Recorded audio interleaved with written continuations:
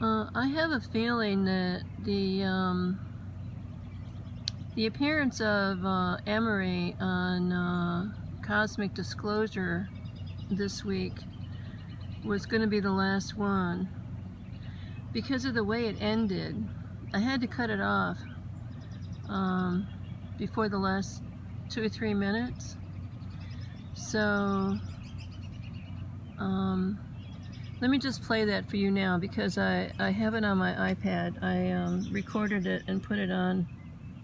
Being exposed to advanced humans, simply talking to them or being in their presence would start to activate. It would totally activate. Your field that you put off is everywhere, and it's, of course, right here, most concentrated. So being in another person's field, someone comes home angry, and then everyone else gets angry in the house, or someone comes home laughing and giggling, the angry person at home starts laughing and giggling.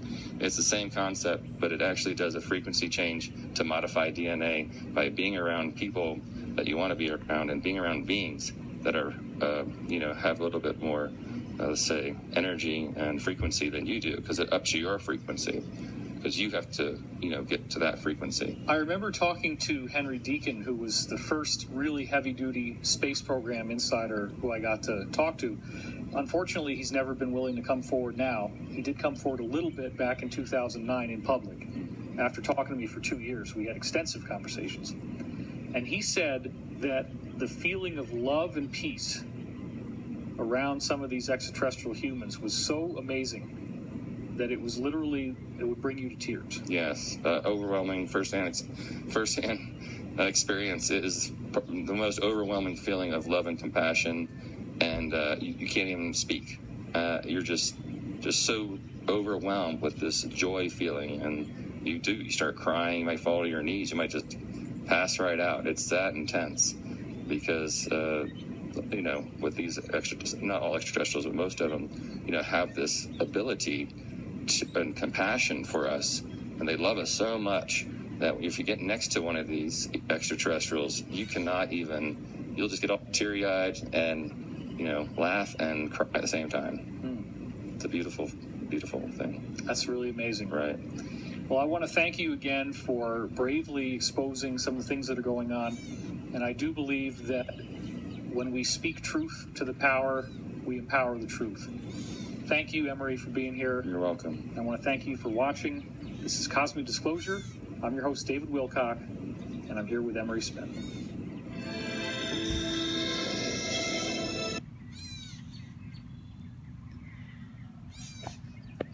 So that's not the first time that I've heard that the positive ETs have that effect on people. The ET humans, the ones that look like us. So I was on a quest today to try and find sodium hydroxide. And I probably went to about 3 or 4 different places. First I started at a swimming pool supply place. Well, they sold hot tubs and stuff too. But they had sodium bicarbonate. But no, I said that wouldn't work. I have to have, sodium hydroxide. So the 2 young ladies that were there, they were kind of curious about what I might want this stuff for. So I said to them, well, I think you'll probably think I'm crazy, but I'll tell you, I want to make ormus. And then I told them a little bit about ormus and that there's tons of information about it on the internet. And I said, look it up, ORMUS. And it's amazing stuff. So they suggested I go to Lowe's. So I went over to Lowe's and I wandered around, and nobody seemed to know anything about sodium hydroxide, and it's also called lye. And from being in the hair business, they actually use that as hair relaxer on black people's hair when they do relaxers. And I always thought it was funny that they would refer to a relaxer as a perm. But I guess in a way it is a perm, but it's a straightening perm. But it can burn their scalp, and it's just horrible that they came up with this, putting sodium hydroxide on your hair to straighten it out. Of course, they put some kind of cream into it, and conditioners and stuff like that. Boy, the birds are going crazy. I think maybe there's some hatchlings. There's some hungry young ones. So, I talked to several people there, and I went up to the customer service desk, and they were talking amongst themselves about, everything. It's like, no, we don't carry that. So then I don't have my my Dead Sea salts yet either. So I was thinking that I want to get a really good brand. And so my first thought was that I could probably find the kind, it's called Minerva, maybe at Bed Bath & Beyond. So I went to the Barracks Road Shopping Center because they have a Michaels and a Bed Bath & Beyond. So because sodium hydroxide is used in the production of soap, and that's one of the things that I was telling them at Lowe's, it's like used in soap making. And so, I acted like I wanted to make soap. And so then they do have soap making supplies at Michael's, but it's a joke. It's absolutely, like, they give you the stuff and you melt it down and it's already soap when you get it, and you just like form it into bars and stuff and put your own fragrances in, or add some kind of sand, or whatever. So they didn't sell any sodium hydroxide there, and it's probably because it's really quite dangerous. It can burn your skin if you don't use gloves. And some of you that have been following me for a while, you already know that I have a degree in chemistry, and I was a chemical lab technician at Kodak for 10 years before I became a hairdresser. So I'm not afraid of chemistry, or chemicals.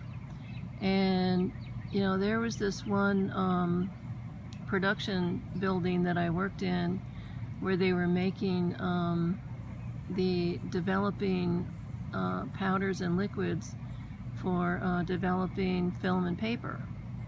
And so in the process of putting these batches together, and they would do them in like huge mixers, and they would throw like 50 pounds of this stuff in at a time, and then they would have to check the pH and make sure that it was like in the right parameters and all this kind of stuff.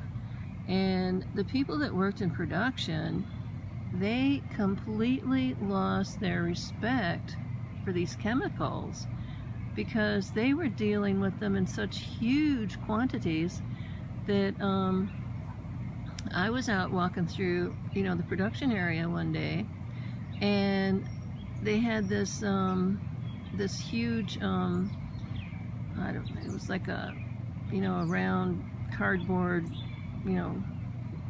cylinder type thing that was filled with sodium hydroxide pellets, and they were supposed to use a scooper to take the stuff out and put it in the batch and all that, because sometimes it wouldn't take that much, maybe just a handful or two. This guy was reaching in there with both of his hands and picking it up and scooping it on his bare skin, and then taking it over and throwing it in there. And I'm like, oh my God, I can't believe that. But there was also, I worked in this one production area where they made the color dyes for the color film and paper. And there's 3 colors that go into that. It's cyan, magenta, and yellow. So these guys would come in from the production area bringing samples into the lab, and their whole arms would be like cyan, magenta, and red or yellow. It was like they were getting their hands and stuff right into all this, and it was just staining their skin, and I was thinking, oh my God, it's like going right into their skin. And then there was another building that I worked in. It was called the acid plant. And they would make like a swimming pool size of different kinds of acid, like sulfuric acid, or I don't know, I can't think of what they all were now. I remember phosphoric acid was the most dangerous because it would fume, and you had to really like keep it under the hood, so you didn't breathe it, and wear special gloves and all kinds of stuff. So I have a pH meter, and I've been gathering all my things together to make the Armus, and I'm really getting quite excited about it because I've watched plenty of sites about different techniques about how people make it, and then I'm listening to lots of testimonials about people who've taken it, and I really only started getting interested in this a couple weeks ago when I started getting interested in orgone and orgonite. And so the thing that is making me excited about the Armus is the healing effects that it has on your body. And I have been having so much trouble with my knees, and thinking that, a year from now I'm heading into a knee replacement, and it's just aches and pains, and growing older and all this crap. So I'm gonna put two links in the description box of Armus information. One of them is making Armus, and the other one is this guy giving his testimonial about what it's done for him. So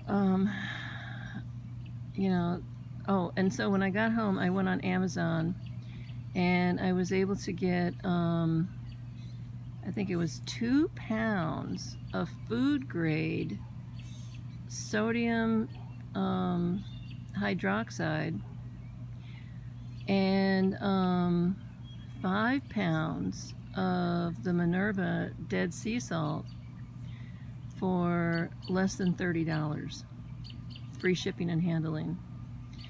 So that will be here sometime next week, and I've got all my equipment together. I have glassware, and when you get right to the end where you're trying to get the pH just right, you have to start adding it just like a drop at a time, so that it doesn't go beyond 10.78, and then all of the it's like it starts to precipitate out of solution, and you don't want to go above that because I don't know, they keep saying that it'll ruin the batch, or it's sort of like the sweet spot that you need to get to. And so I got a it was actually, I found this at Walmart. It's a thing that you would inject meat with. It's like a plunger with a a long needle on it, and so I could fill that up with the less strong sodium hydroxide solution, and then just add it like a few drops at a time and watch the pH meter. And anyway, I'll let you guys know how it goes. I'm actually quite excited about it, and my sister thinks I'm crazy. I can't even talk to her about it. It's almost 15 minutes, so talk to you later.